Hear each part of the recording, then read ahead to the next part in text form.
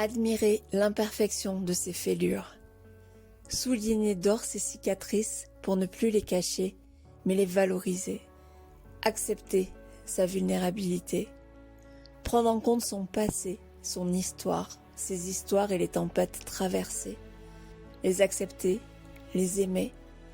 Pour un renouveau, pour une continuité autrement, le début d'un autre cycle, un second souffle, un nouvel élan. Puissant, dynamique et évident. Prendre confiance en ses cicatrices, ses fêlures qui montrent l'expérience, l'expertise. Et qui sont donc infiniment recherchées. Au Japon, cette technique est le kintsugi, l'art de révéler les cassures pour en faire un objet encore plus beau.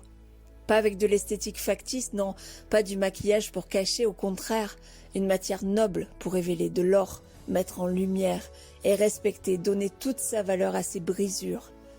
Pour nous humains, que l'on soit chef d'entreprise ou autre, c'est la même chose. Nous pouvons mettre de l'or sur nos traversées et nos erreurs, car elles sont très recherchées. Pour le partage d'expériences, pour le vécu et non la théorie. Pour pouvoir s'identifier et reprendre espoir, parce que ça peut tous nous arriver. Lever la tête, contribuer, se réaliser. Inspirer dans tous les sens de ce magnifique mot. Et expirer calmement, être à la bonne place au bon moment. Et pouvoir enfin récolter sereinement les fruits de toutes ces traversées parfois tumultueuses. Cet épisode est le début d'une série pour toutes les personnes, les entrepreneurs confirmés qui ont besoin d'un second souffle, entrepreneurial ou non, d'un nouvel élan, qui ne vibrent plus vraiment au quotidien et qui ont une espèce de voile gris sur les yeux.